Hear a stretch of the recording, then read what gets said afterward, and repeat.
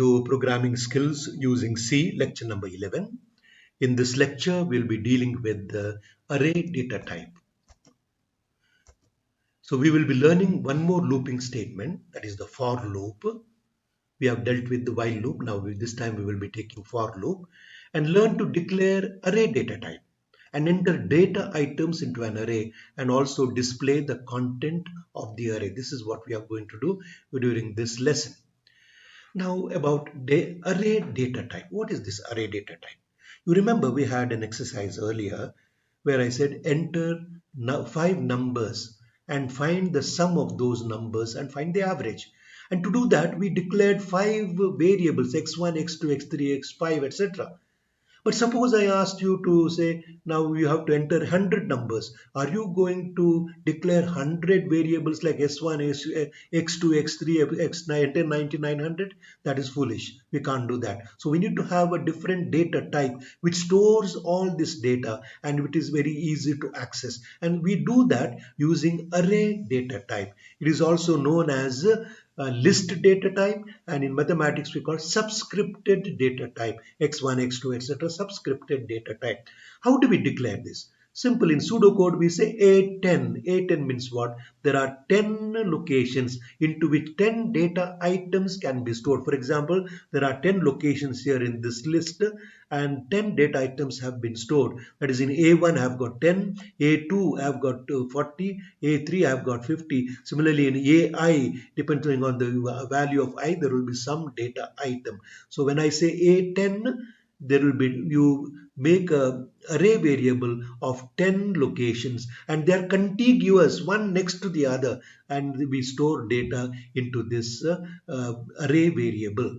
Similarly in C we declare it like that only, a square bracket. Please remember it's square bracket, 10 or 20 or whatever number you want to, but we indicate the type of that variable. It may be integer, it may be float, but all the data items have to be of the same time. I cannot declare an integer and try to load a floating number, decimal number. No, I can't do that. So it has to be integer, float or character or whatever it is. So this is how we declare it in C.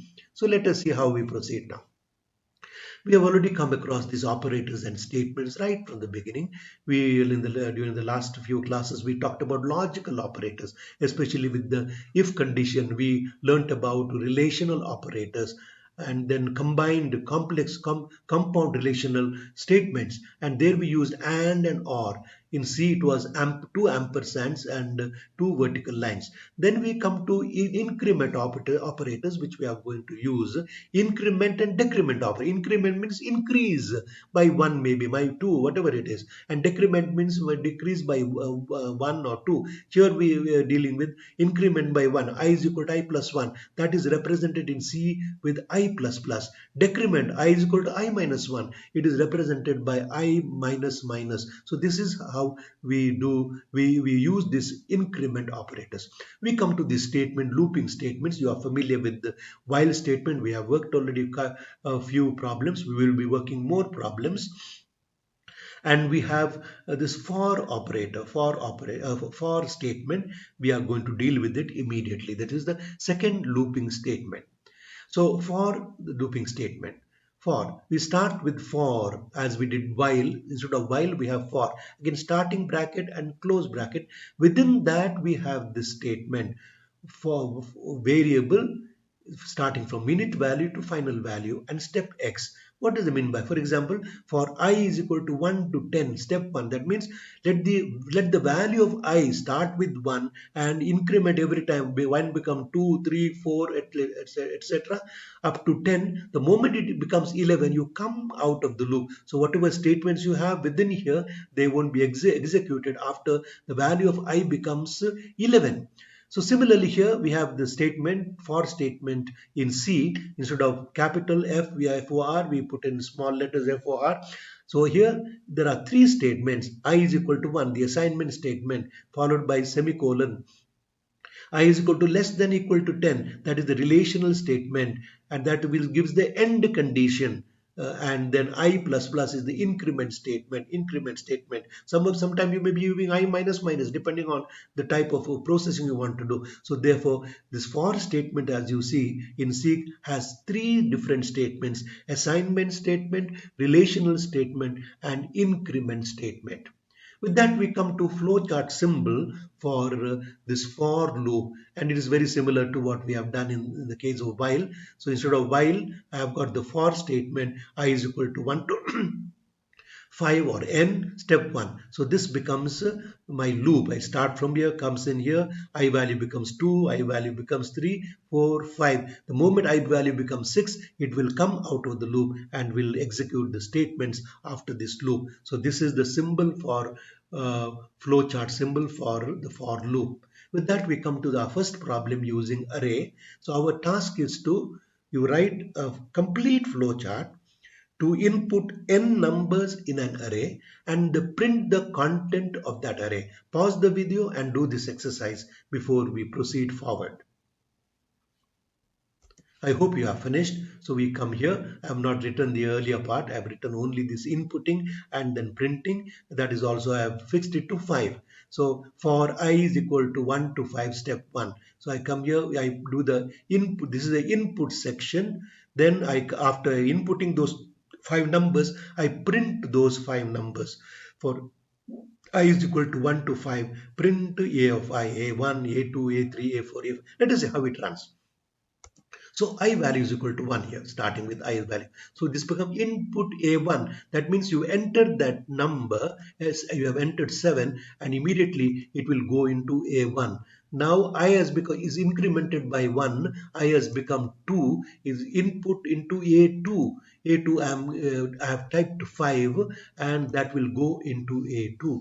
Then I value becomes 3. So it comes here input it into A3 and 20 is there. So it will go into A3.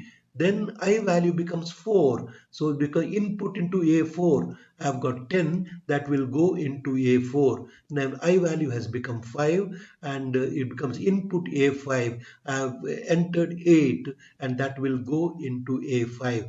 Now I value becomes 6. So my condition is as long as I value is 1 to 5, I values become 6. Therefore, it will come out of the loop. This won't be executed. It will come out of the loop. And again, I'm assigning value 1 to 5. And then I want to print the content. Let us see. I value is 1. So A1. So it will print A1. It is going to print 7.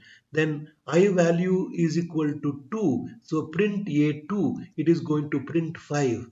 Then I value is 3. It is going to print A3. That is 20. It is going to print. I value is equal to 4. It is going to print 10. And I value is equal to 5. If I print A5, it is going to print 8. And I value is going to be 6. It will come out of the loop. Now, my dear friend, it is your task now to convert this flowchart to a very good C program. Spend some time, do it, and then come back to the video lecture. Yes, here it is, the C program. As you see, here this is the header. Please don't forget to write this header. Students always do it. They always say, I will write it afterwards. No, always good habit to start with the box here, enter all the information, then you say include, then you come to main, you declare your variables. As you see, A20 we have declared, so you can input 20 numbers. So then the title of the program, then the instruction for the person, enter how many numbers you want to input. So suppose I say 5, so that's 5. Then you say now input 5, n is there, percentage d, 5 will have 5 numbers. So your instructions have to be very clear. The person who is going to use your program knows exactly what he or she is supposed to do. And then we come to that looping statement for I is equal to 1 to I is less than equal to n, and then I plus plus.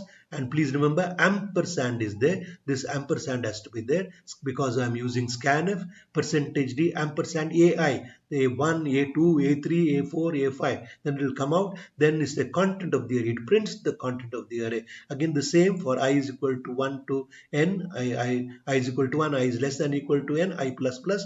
I print the content of this array, and then we so that will be printed. Let us see, we'll go to that problem. We go to that problem. Here we have. So as you see, I've already entered this uh, program, input print array, input print array.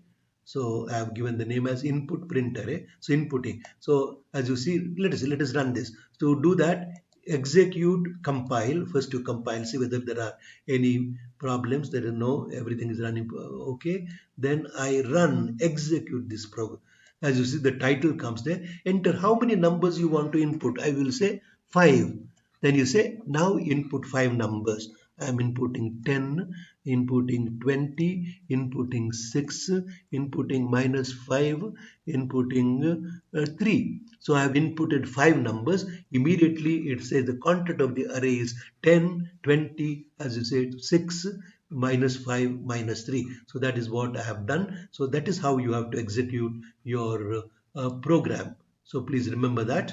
And with that, we come to the problems you have supposed to work. So I have given you 5 problems. Kindly take some time, spend a lot of time to write complete flowchart and convert that complete flowchart into C program. The first thing is to enter some numbers, n numbers, maybe 5 or 10, etc., and find the sum of those numbers and the average. How do you get the average? Once you know the sum, multiply by, suppose you have entered 5 numbers, sum divided by 5. If you suppose you have entered 10 numbers, sum divided by 10. So that is sigma xi divided by n. That is sum of x numbers, 10 numbers or 5 numbers, whatever it is, and divided by n value. Similarly here, write flowchart and C program to input some numbers into an array and find the mean of squares, that is x1 squared plus x2 squared plus x3 squared, etc., divided by n, the number of items you have entered. This is very important because this problem, the last problem, depends on understanding you have of these 2 problems, because we are going to use, as you say, see standard. We have done that earlier, standard deviation. I said enter 5 numbers and find the standard deviation of those 5 numbers. I hope if you have done that problem, you will not find any difficulty here. But you have not done that problem on your own, then you will have difficulty, you won't understand. So there is square root of sigma x squared by n minus sigma xi by n whole squared. So that is the standard deviation. So you have to use the algorithm of finding out these 2. And then one more problem, enter some numbers, find the maximum number in the array and its location. Similarly, maximum and minimum numbers and their locations. Spend some time and work on these problems and get the results. Thank you.